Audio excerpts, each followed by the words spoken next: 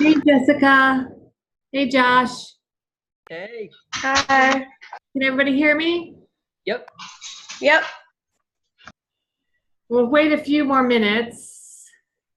I guess we have about 5 minutes. I'm going to go plug in my computer. Are we popping up on your screen now? Yes, I can see both of you. Oh, yay. Cool. I'll be right back. All right.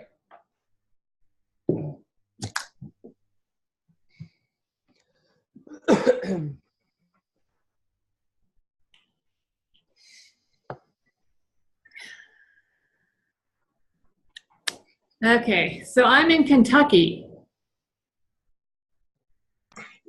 Oh my goodness. You're far away. I'm an adjudicator for the AP research papers. Oh yeah. Yeah. So I've been here for two days. Oh, cool. So you basically read and grade? What? You basically read and grade? Well, so I'm in like a leadership position. So how it works is the first year I did it, I graded papers, so the research papers, and then they invited me to be an adjudicator. So if two people read the papers, and if two people have scores that are discrepant, so the scoring is 1 to 5. So if a rater scored it a 2 and another rater scored it a 4, those are discrepant scores, and then it's sent to an adjudicator to make the final decision. So I really like it. That's cool. Yeah. So when you get into your high school teaching, when you get your feet on the ground, you should consider being an AP grader because it's pretty interesting. You meet lots of fun people, and you go to different cities. Last year I was in Salt Lake City, Utah. So now we're in Louisville, Kentucky. Okay. So is it every year, I guess? Well, next year we're going back to Salt Lake. Okay. So, yeah. But it's interesting.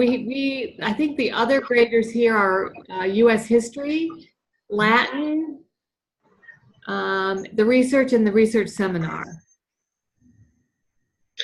Hey, William. You're outside. Can you hear me? I can. Is the weather that nice? You can be outside? Oh, yeah, it's really nice. Oh, good. I'm in Kentucky, so. Oh, there you go. Hanging out with Erica? No. I'm at the AP research grading. Oh, but yeah, I heard about Erica's how's that going? So. She said that, not to spread her personal business, but that the viewing and stuff isn't till Monday, so she should be on tonight. Oh, okay. Yeah. There's Leah and Nicole.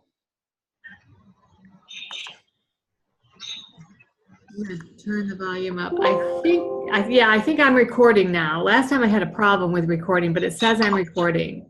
Yeah, I see the little icon. Yeah. So how's everybody's week going? Good. Good. Oh my goodness. Oh, Blue. Hey, Mackenzie. Hey, Katie.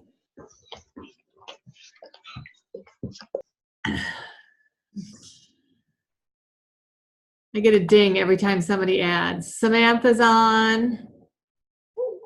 I'm sorry, baby. Jessica, what kind of dog do you have?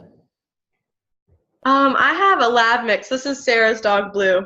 Oh, okay. He's a little pit bull sweetheart. He's ready to learn tonight. He's ready to learn. There you go. Do you get a puppy show and tell? Yeah, I don't have Izzy or Sarah with me because I'm in Kentucky. They're at home. Do you have a dog? Yeah, I have 2. Oh, you have 2? Oh, cute. There we go. Adorable. Yeah, but we have 2 dogs, 2 cats, and a gecko at our house. Gecko? Oh, that's awesome. Like a leopard gecko or? A leopard gecko. It's Jack's gecko. I'm waiting for him to take his gecko. But he's in college, so it'll be at least Well, let's see. He's a sophomore and then he's going to grad school, so 4 more years. Geckos live a long time, but they're pretty easy to take care of. Hey, Colleen. Hey, Josh. All right. So I did some review, and I'll do more after we get off tonight, but of your first assignment, the PowerPoint. So those of you who submitted the PowerPoints, I've evaluated them. And because those were not graded in the syllabus, I just used it as extra credit points. So far, so good. And I started on the accessibility assignment, but I didn't get very far. I'll do a few more of those tonight. So far, how's everything going technology-wise? Yeah, everything's going great, at least from my end. Hey, Rebecca. Hey, Erica. I did have one question. Yep. So for the first week where you had those questions to be thinking about, I Right. saw that it was post kind of like a discussion. Is that something we're supposed to actually respond to on the discussion board or just reflective? Just reflective. Okay. Keep those in mind as you're reading through things. Those are like general overarching questions that we can talk about in this kind of meeting, or if you have, you can email me about them, but we can also just discuss them in the Tuesday meetings. And remember that we can also have more meetings. We can meet more than once a week if people would like to do that. Just email me and I can get on at various times. Or if you want a one-on-one Zoom meeting, I can also do a one-on-one meeting with you, or we can communicate via email if you have questions. So far, so good on the content? Yeah? No questions? Or you don't know what questions you should have? I mean, Sean's story was beautiful and emotional. Yeah, that even though it's an old video, it's one of my favorites because it kind of Definitely. shows the emotional stress that parents go through when they're trying to seek services for their children and when they feel that something is in the best interest of their child with a disability and people are pushing back. It does get really emotional. Mm-hmm. What are other reflections on the Sean story, if you've had a chance to watch it? I kind of like how they gave Sean's perspective and then his friend Bobby and how different their upbringings were. So that was pretty cool. Because I think that also kind of speaks to parents' individual differences in their goals for their children and their understanding of what's in the best interest of their children. Now, of course, very few schools exist anymore that are geared toward students with intellectual disabilities. So this is going to age me, but way back in the day, when I was in your shoes in Dayton, Ohio, I did an intern teaching placement or student teaching placement at a school like Bobby attended. So it was a school for students with intellectual disabilities. One thing that the parents said that they liked about the school, a lot of parents would tell me that, well, my daughter can be a cheerleader here, whereas if I sent her to a general public school, she'd never be a cheerleader. Or my son plays on the football team. And if he went to if he was included in typically developing population, he would never be able to play a position on the football field. So that's kind of like Bobby's parents and their perspective that here are the things I want. This is what I understand about my child. And these are the opportunities I want my child to have. Definitely. It's kind of refreshing to see the opposite side of FAPE, kind of like it's not necessarily inclusion, but it actually is better for the students and they're getting more opportunities. So it's really nice to see. Right, and that goes back to that LRE, right? So what does LRE mean? So, just like the actual meaning of the acronym? Yeah. Oh, the least restrictive environment? Uh-huh. And oftentimes we misinterpret that, because how is LRE often interpreted? As, never mind. I don't want to answer. I changed my mind. Take a risk. Take a risk. Most people interpret it as full inclusion, Hmm. right? That all children need to be fully included, but that's not what it means, right? It's supposed to be based on the individual child and their particular needs, right? Which sometimes we lose sight of. Who has birds? That might be me. Sorry. Do you have birds? No, the windows are just open. We don't have AC. Oh. I'll mute it. I used to have parakeets and I used to have a cockatiel, so I was just wondering if you were a bird person. That's okay. I can stand bird noises. So what else have you read about IDEA, or sometimes called IDEA now, right? About Individuals with Disabilities Act? What do you know about that? What do you understand, or what questions do you have about IDEA? Now, of course, some of you have a leg up over others. For instance, William has been a paraprofessional in a special ed classroom for, this is your 5th year? 4th year. 4th year. So don't answer William right now. All right. You have a lot of experience with IDEA, but what are the basic tenets of IDEA? Well, I know that IDEA recognizes 13 different disabilities, but within those they can have different categories. Like under specific learning disability, dyslexia is included under that. So like Right. a section, but there's different pieces to each section, and it's a whole kind of confusing mess. It is. And where do those classifications come from? What text?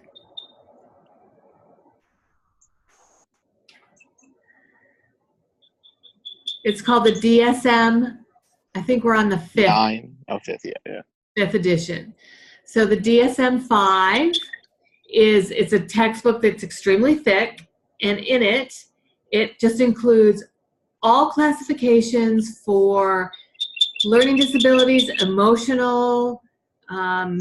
It's basically what the medical community uses for the definitions of disabilities to qualify students not only for educational accommodations and modifications, but medical, like what insurance will pay.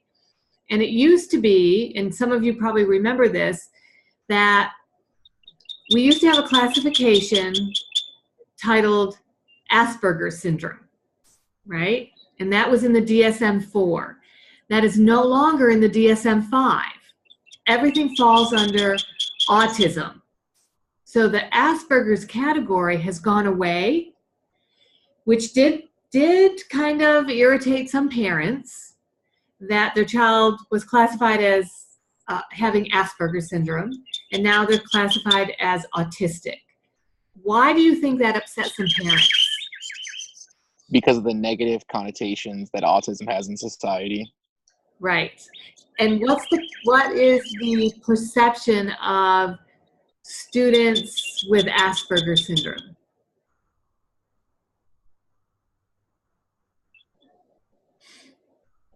That they're just socially awkward, that it's not like a intellectual thing at all, or Exactly. And typically students who are classified as having Asperger's were highly intelligent, right? Do any of you know some well-known individuals with Asperger's? Einstein, supposedly. Einstein, could not dress himself, was very awkward in social situations.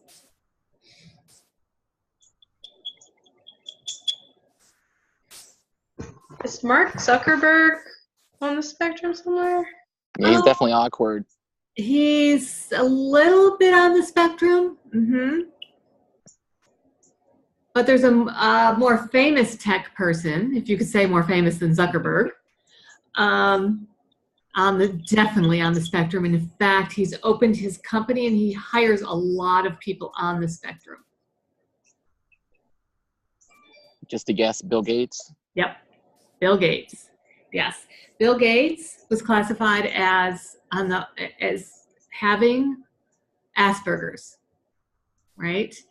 And one of the things that has kind of really helped individuals on the autism spectrum, especially those individuals with what was called Asperger's, and that's the name of a researcher that identified the characteristics of Asperger's syndrome or high functioning autism. Computer technology really boosted their ability to show their intellectual prowess, right? So because of the social awkwardness that people with Asperger's or high functioning autism have, when they can interact with a computer and show their intelligence, they just soared when the information technology took off. And you can see that many of them became millionaires and billionaires. What else have you learned from your readings or videos that you've watched so far? Or questions you might have? I feel like I want to see an IEP meeting play out. Just because I think it's a very ideal situation that we found in all of our readings, like all the stakeholders coming to the table, everyone being there. And I just feel like there'd be a lot of conflicting views as for sorry, Blue is playing with his toy right now. As for like what's in the student's best interest. And that's very true. Yeah. There is a video in the library, and I think I can get it streaming. So let me look, and I think I can post that. But it's a video that it's a simulation, but the parents disagree with the school system. But I can tell you a personal experience that we had so I have two children who are dyslexic, my daughter and my son. So they're the two oldest. My son, when he was 8 years old, was having some difficulties, and it was a pretty complex case, but we ended up at the Mayo Clinic in Minnesota with him, and he was evaluated there. And of course, what do you know, even if you have your child evaluated, what does IDEA say about that? If parents have their child evaluated by an outside system, does IDEA allow that? Yes. Yes, but the school system will also require their own evaluation, right? So Casey had to be evaluated and go through the entire evaluation by the Bedford County School Division.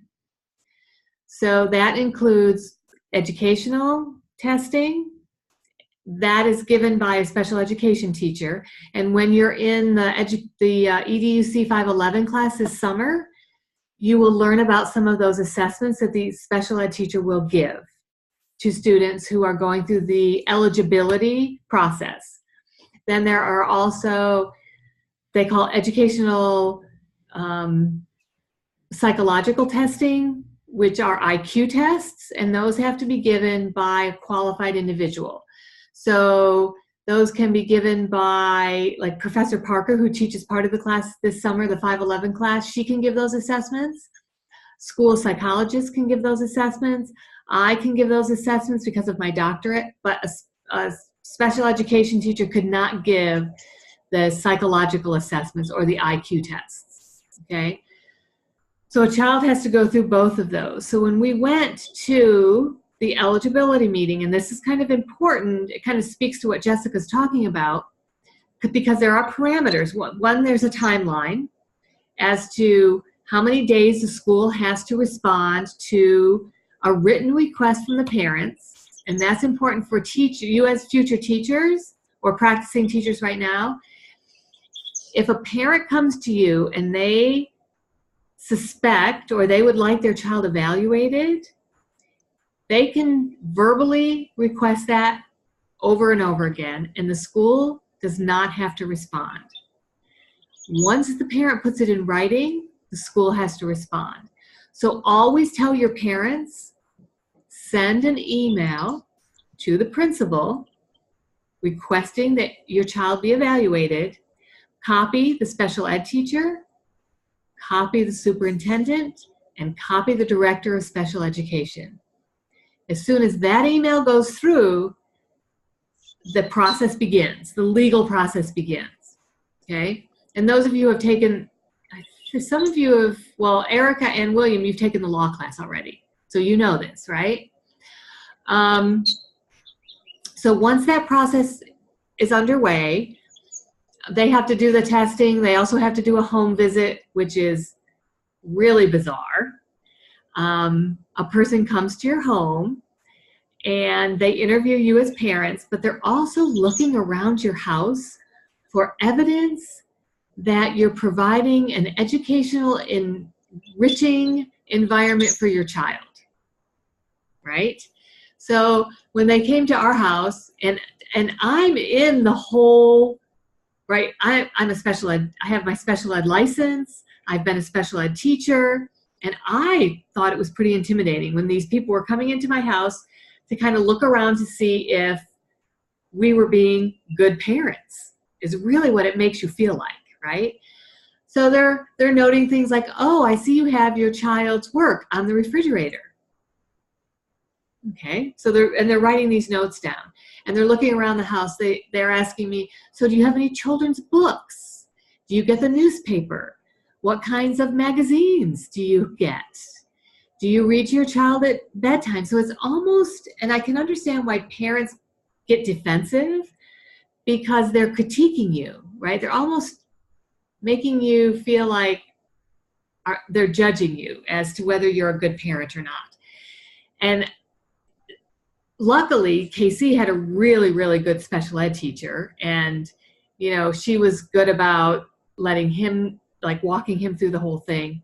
So the next thing that happened after the whole home visit and all the testing had been done, we get a meeting notice to come to this meeting at the Bedford County Administrative Offices, which are in the city, what used to be the city of Bedford, which is about 30 minutes from our home.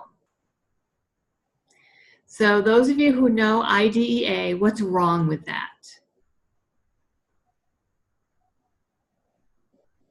What if you can't travel, like if you don't have a car or something like that? Yes. So IDEA stipulates that the eligibility meeting in any IEP meetings must be at the child's school or a location that is convenient for the parents. Okay? First red flag, the meeting's 30 minutes away. Second red flag, we walk into the meeting and the school, well, it wasn't the school psychologist, it was the person who headed up all the school psychologists. So she was kind of like, she was a school psychologist, but she was in an administrative position. She says to my husband and I, she looks at her watch, she says, you've got 35 minutes because we have a meeting following your meeting. What's wrong with that? They can't set a time limit on an IEP meeting. They cannot set a time limit on an eligibility meeting or an IEP meeting. Also, that's rude. That is rude. So I'm thinking, this is really weird.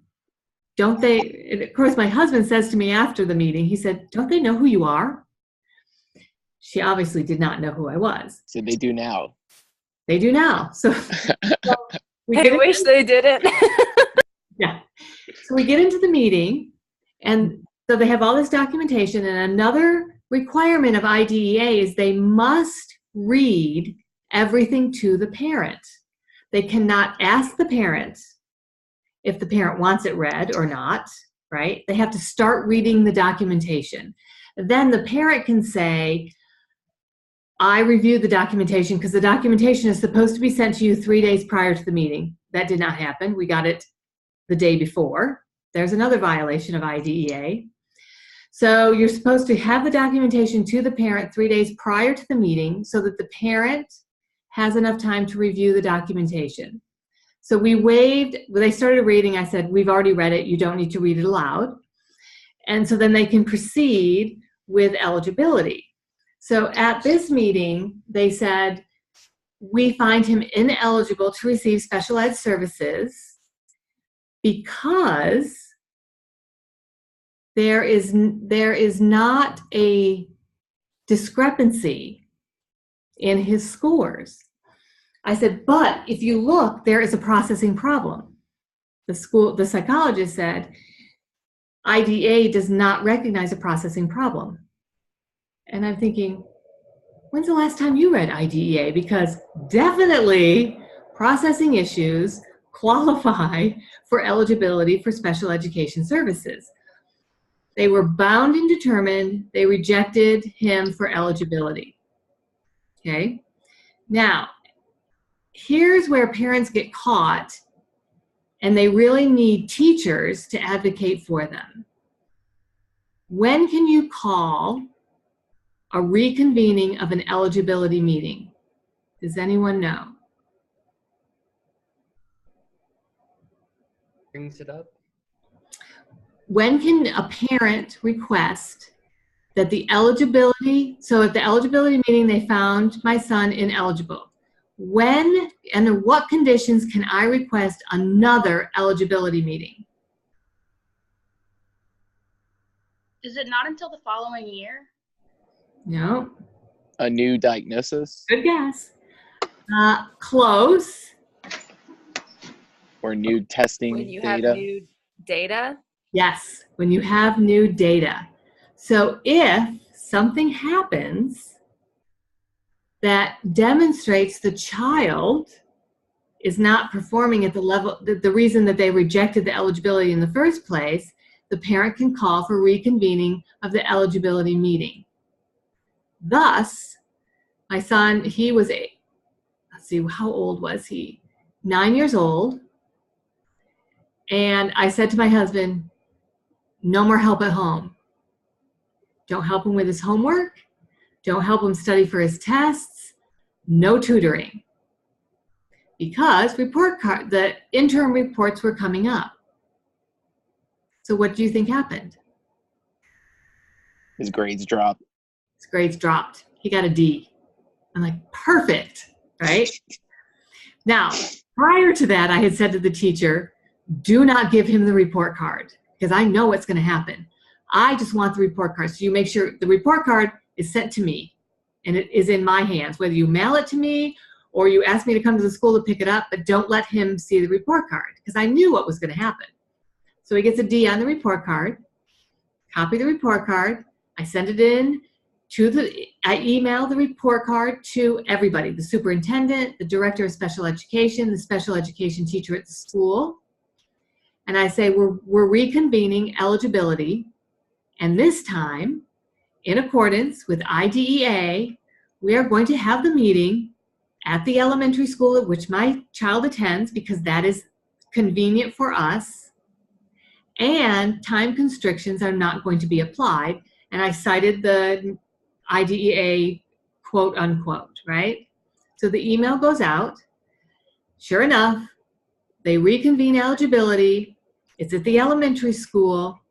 The director of special education is convening the meeting. So what does that tell you? They They're got putting up a caught. big fight. They Or they're got, putting up a big fight against you. they got caught. The director realized that what had happened was in multiple violations of IDEA, right? Here's another trick you tell your parents. There's these books and they're called like, IDEA, simple IDEA for parents, or any book that has IDEA rules and regulations on the front of it.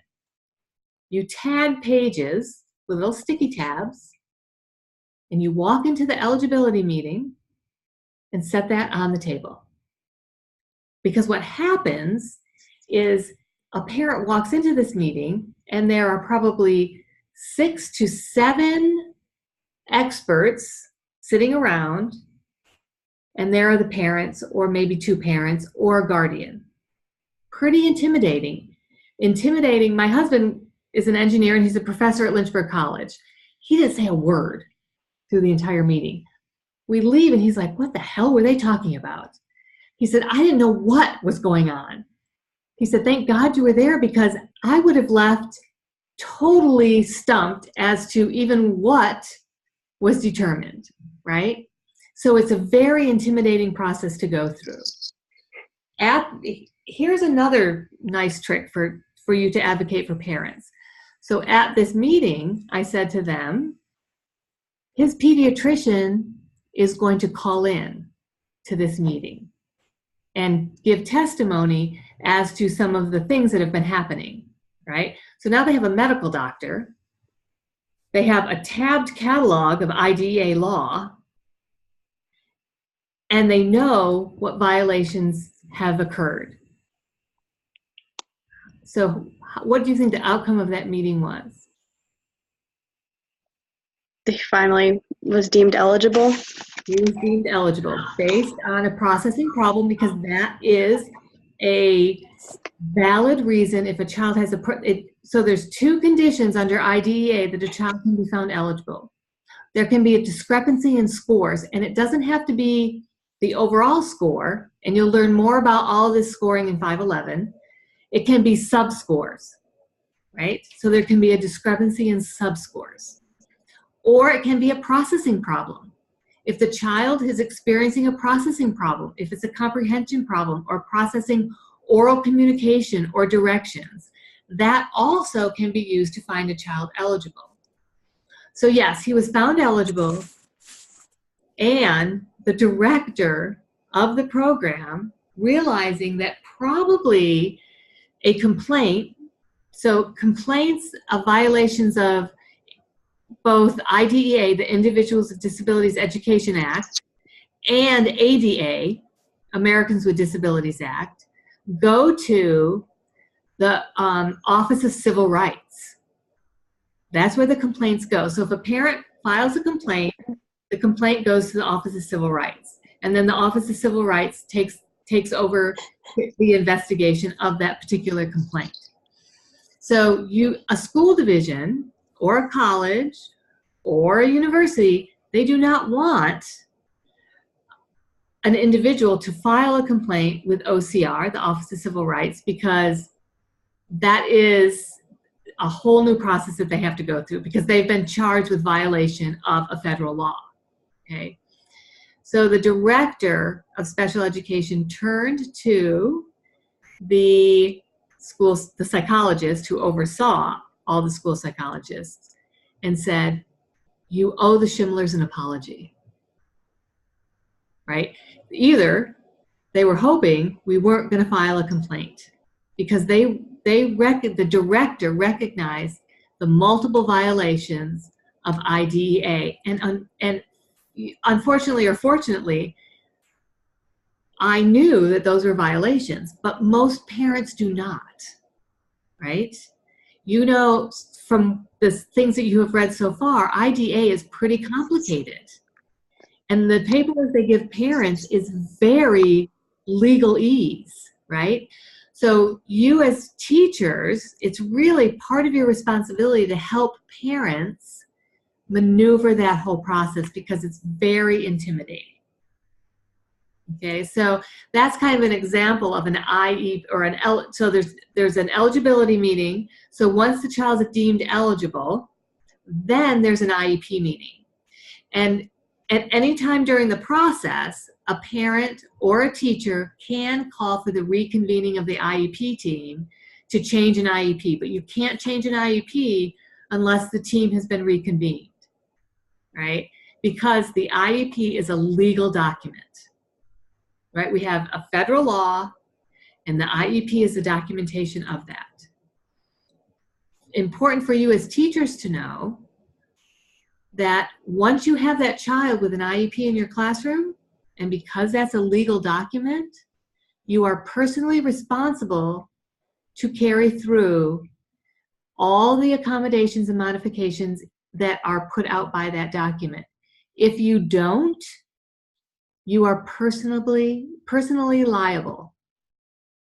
That means that if the parents sue, they can come after your personal assets.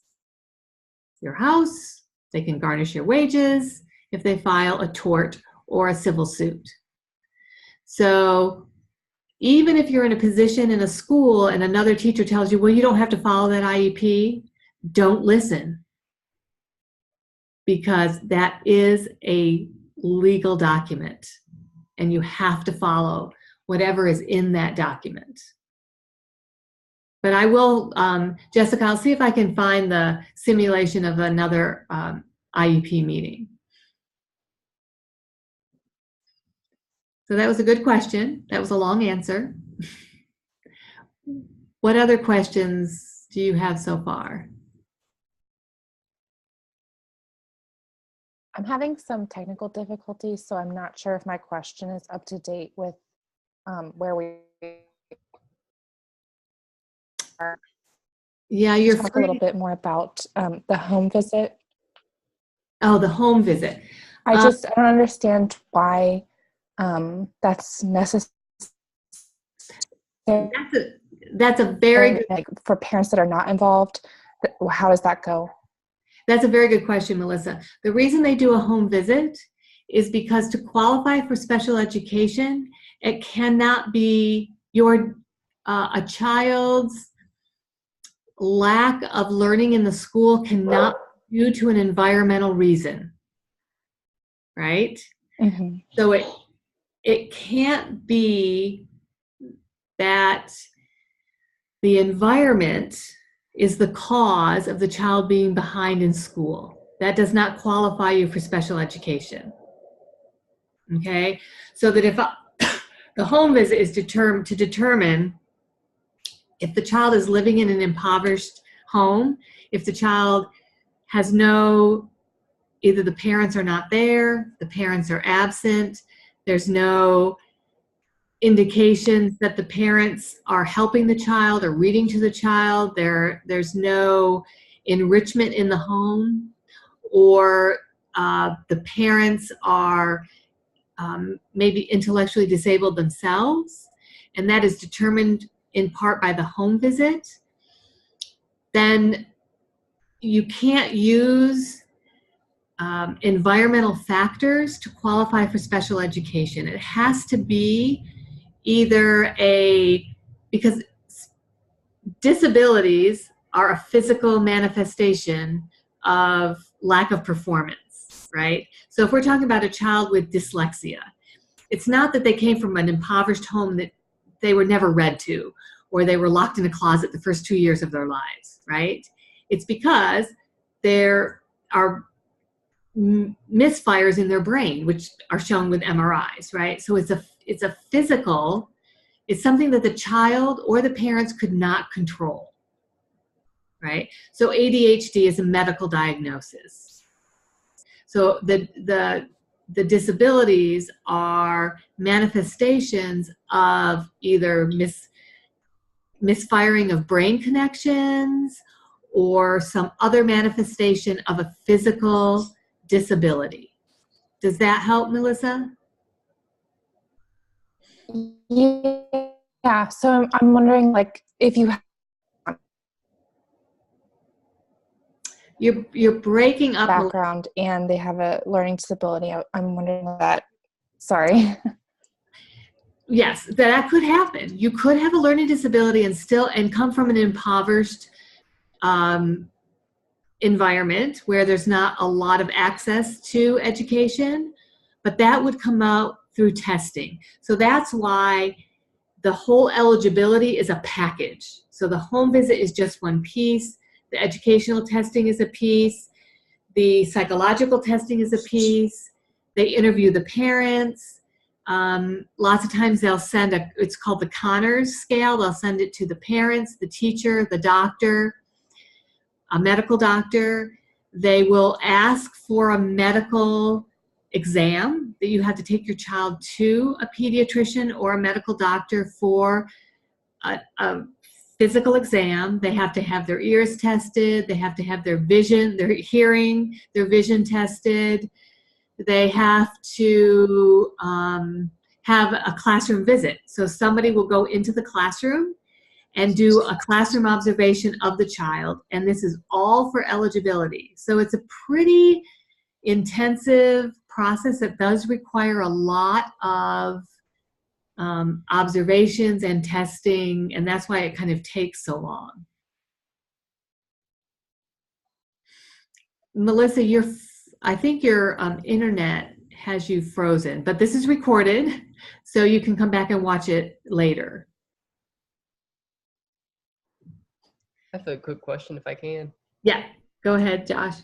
What's the difference between like an IDEA and a 504 plan?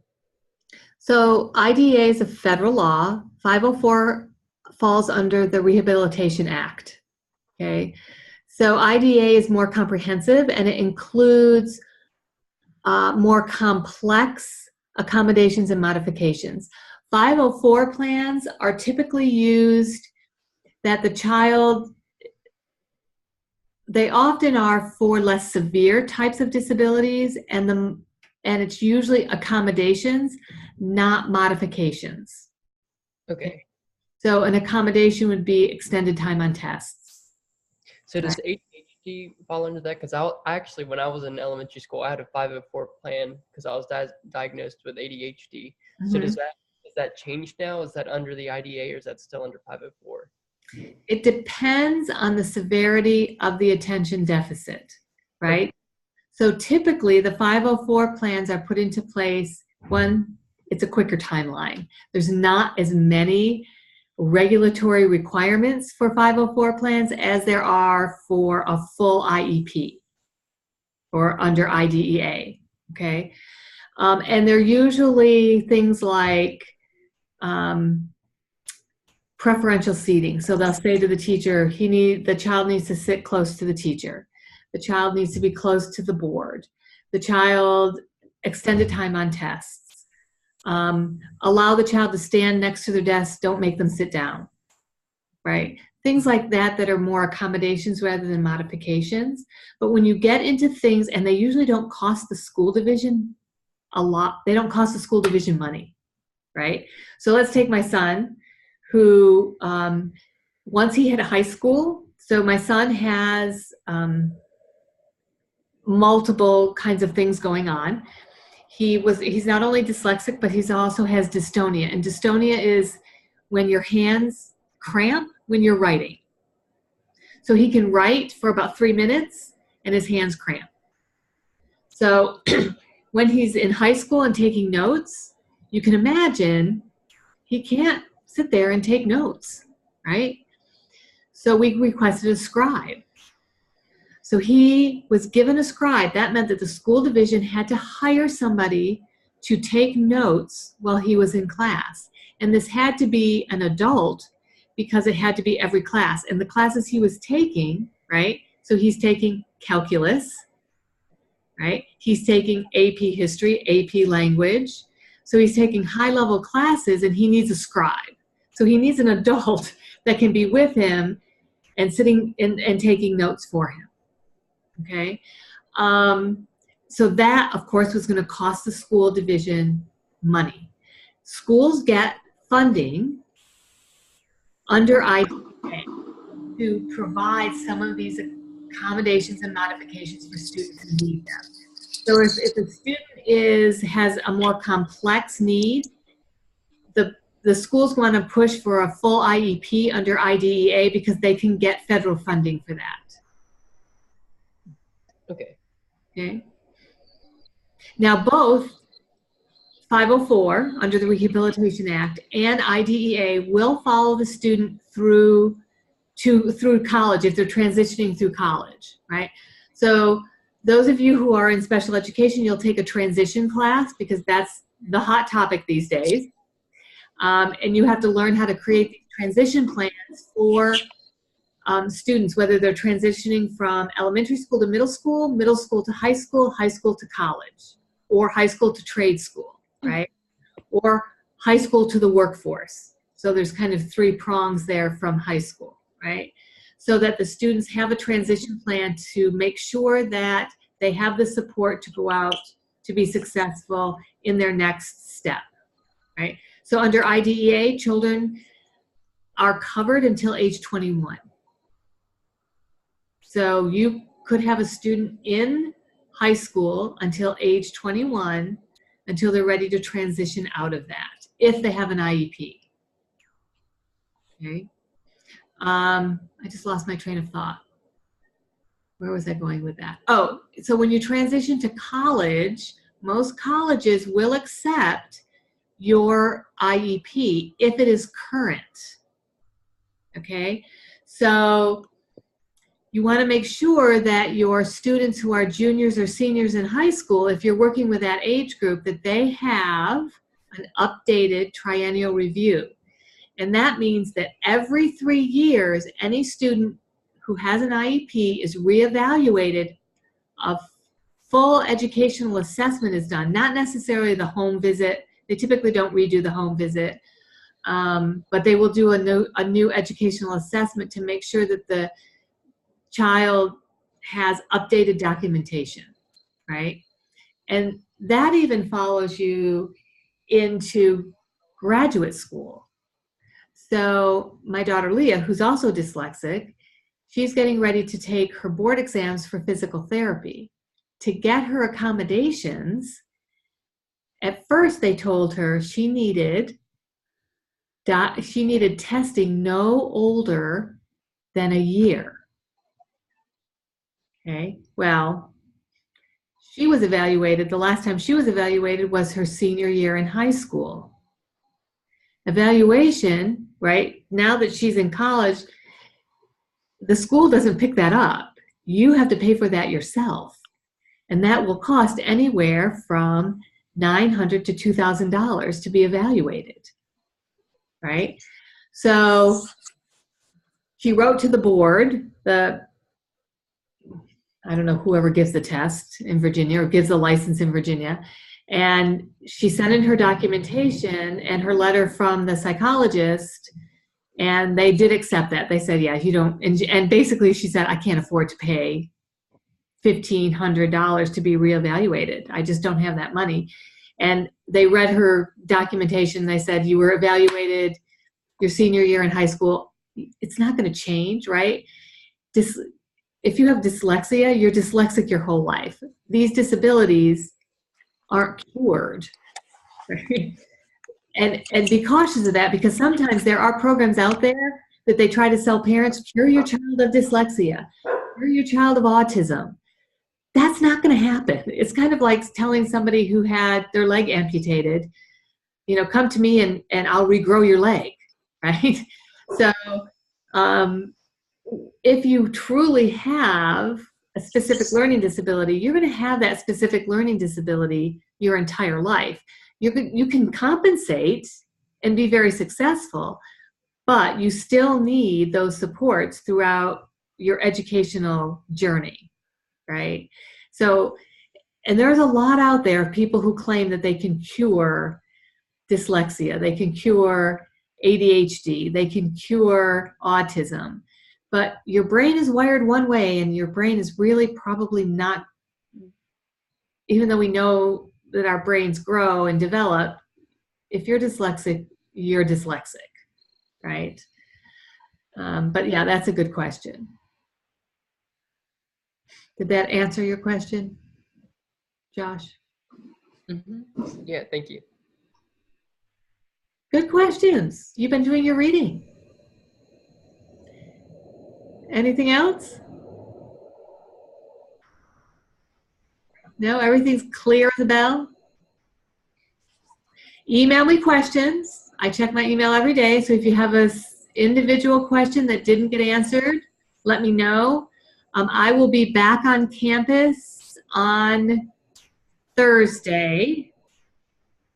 So for those of you who are in the 517 practicum class. You know, Professor Woods is going to be with you Monday, Tuesday, Wednesday. Everybody's prepared, right? To teach on Monday? Or you're getting close to being prepared? I'm seeing some yes, no kind of nods. All right. If there are no more questions, we'll log off, and the video takes a while, so it probably won't upload until sometime tomorrow, because I have to download the video, then I have to put it on YouTube, and then I have to upload it to Moodle. So, but it will be here for you to review. All right. Good luck with the rest of your assignments. All right. Have a good night. Good night.